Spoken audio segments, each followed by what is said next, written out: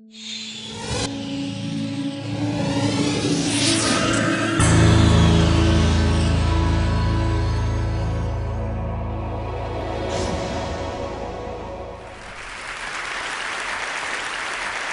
new me is beauty.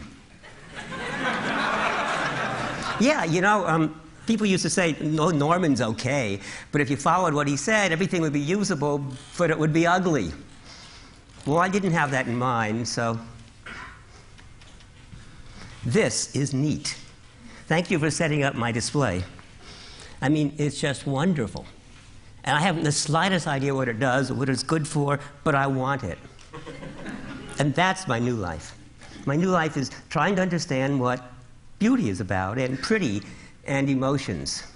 And the new me is all about making things kind of neat and fun. And so this is a Philippe Starck juicer produced by Alessi. And it's just neat, it's fun. It's so much fun I have it in my house, but I have it in the entryway. I don't use it to make juice.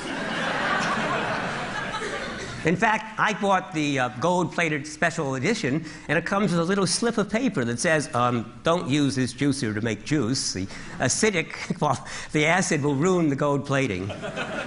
So actually, I took a carton of orange juice and I poured it in the glass to take this picture. But beneath it is a wonderful knife. It's a global cutting knife made in Japan. And it's just, first of all, look at the shape. It's just wonderful to look at.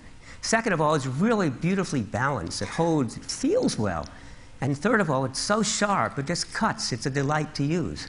And so it's got everything, right? It's beautiful, and it's functional. And I can tell you stories about it, which makes it reflective. And so you will see I have a theory of emotion, and those are the three components.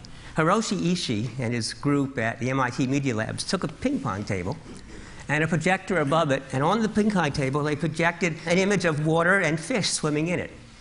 And as you play ping pong, whenever the ball hits part of the table, the ripples spread out and the fish run away. But of course then the ball hits the other side and the ripples are the poor fish. They can't find any peace and quiet. And is that a good way to play ping pong? No. But is it fun? Yeah. Yeah. So, or look at Google. If you type in, say, emotion and design, you get 10 pages of results. So Google just took their logo and they spread it out. Instead of saying, you got 73,000 results, this is 1 through 20, next, they just give you as many O's as there are pages. It's really simple and subtle. I bet a lot of you have seen it and never noticed it. That's a subconscious mind. Sort of notices it. It probably is kind of pleasant, and you didn't know why. And it's just clever. And of course, what's especially good, if you type design and emotion, the first response out of those 10 pages is my website. Now, the weird thing is Google lies. Because if I type design and emotion, it says, you don't need the and, we do it anyway. So, okay, so I typed design emotion, and my website wasn't first again. It was third. Oh, well, different story. There was this wonderful review in the New York Times about the Mini Cooper automobile. It said, you know, this is a car that has lots of faults. Buy it anyway. It's so much fun to drive. And if you look at the inside of the car, I mean, I loved it. I wanted to see. I rented it. So this is me taking a picture while my son is driving. And the inside of the car, the whole design is fun. It's round. It's neat. The controls work wonderfully. So that's my new life. It's all about fun. I really have the feeling that pleasant things work better. And that never made any sense to me until I finally figured out, look, I'm going to put a plank on the ground. So imagine I have a plank about 2 feet wide and 30 feet long, and I'm going to walk on it. And you see I can walk on it without looking. And I can go back and forth, and I can jump up and down, no problem. Now I'm going to put the plank 300 feet in the air, and I'm not going to go near it, thank you. Intense fear paralyzes you. It actually affects the way the brain works. So Paul Sappho, before he gave his talk, said that he didn't really have it down until just a few days or even hours before the talk, and that anxiety was really helpful in causing him to focus. And that's what fear and anxiety does. It causes you to be what's called depth-first processing, to focus, not to be distracted, and I couldn't force myself across that. Now, some people can, circus workers, steel workers, but it really changes the way you think. And then a psychologist, Alice Eisen, did this wonderful experiment. She brought students in to solve problems. So she'd bring people into the room, and there'd be a string hanging down here, and a string hanging down here, and it was an empty room, except there'd be a table with a bunch of crap on it, some papers and scissors and stuff. And she'd bring them in, and she'd say, this is an IQ test, and it determines how well you do in life. Would you tie those two strings together? So they'd take one string, and they'd pull it over here, and they couldn't reach the other string. Still can't reach it. And basically, none of them could solve it. You bring in a second group of people, and you say, oh, before we start, I got this box of candy, and I don't eat candy. Would you like the box of candy? And it turns out they liked it, and it made them happy. Not very happy, but a little bit of happy. And guess what? They solved the problem. And it turns out that when you're anxious, you squirt neurotransmitters in the brain, which focuses you, makes you depth first. And when you're happy, what we call positive valence, you squirt dopamine into the prefrontal lobes, which makes you a breadth-first problem solver. You're more susceptible to interruption. You do out-of-the-box thinking. That's what, in fact, brainstorming is about, right? With brainstorming, we make you happy, we play games, and we say no criticism, and you get all these weird, neat ideas. But in fact, if that's how you always were, you'd never get any work done, because you'd be working along and say, oh, I got a new way of doing it. So to get work done, you got to set a deadline, right? And you got to be anxious.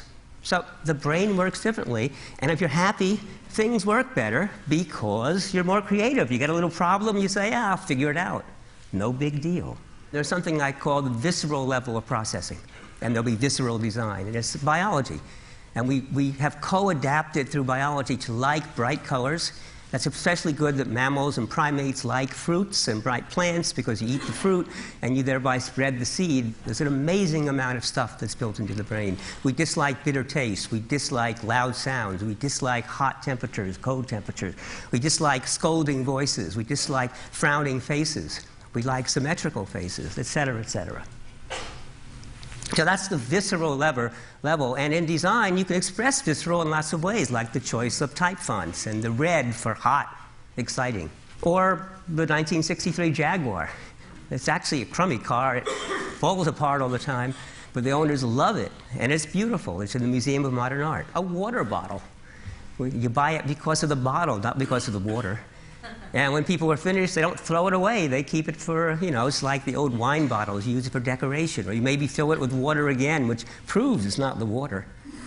It's all about the visceral experience.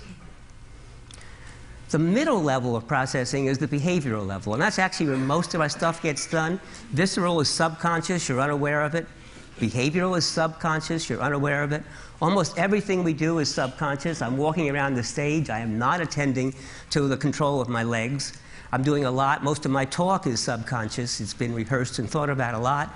Most of what we do is subconscious. Automatic behavior, skilled behavior is subconscious, controlled by the behavioral side. And behavioral design is all about feeling in control, which includes usability and understanding, but also the feel and heft. That's why the global knives are so neat. They're so nicely balanced, so sharp. You really feel you're in control of the cutting.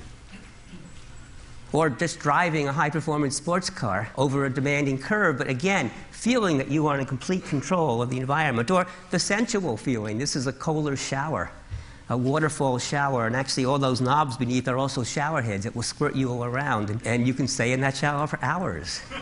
And not waste water, by the way. It recirculates the same dirty water. Or this is a really neat teapot I found at High Tea at the Four Seasons Hotel in Chicago. It's a Ronnefeldt tilting teapot.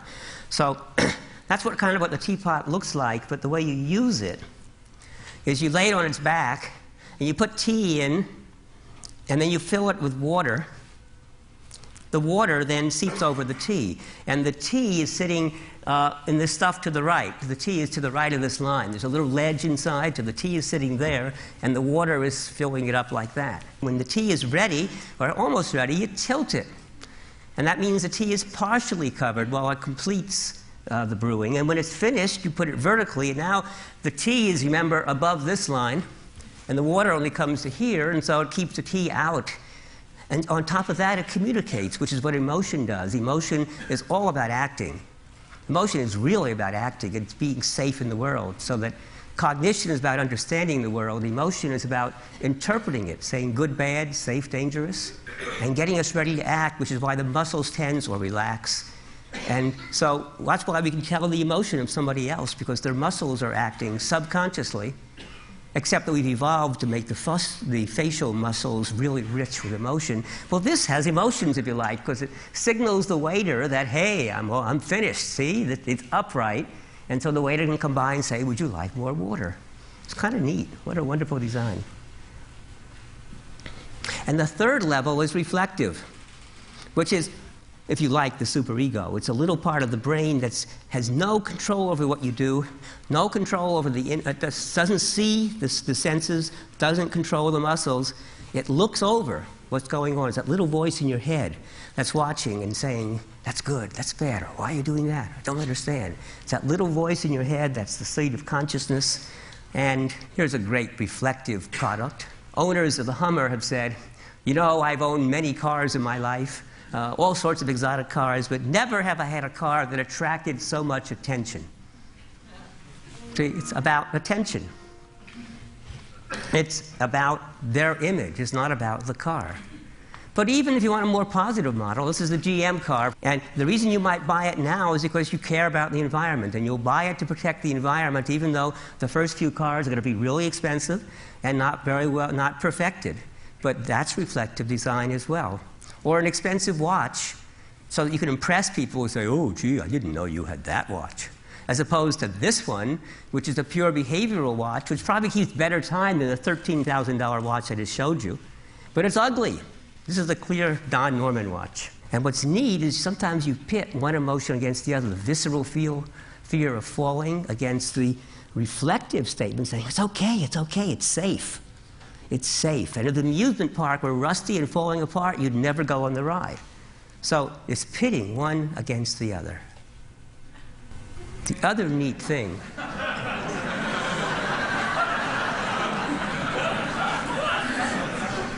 so Jake Kress is this furniture maker, and he makes this unbelievable set of furniture. And this is his chair with claw. And the poor little ball chair, it's lost its ball, and it's trying to get it back before anybody notices. And what's so neat about it is how you accept that story. And that's what's nice about emotion. So that's the new me. I'm only saying positive things from now on.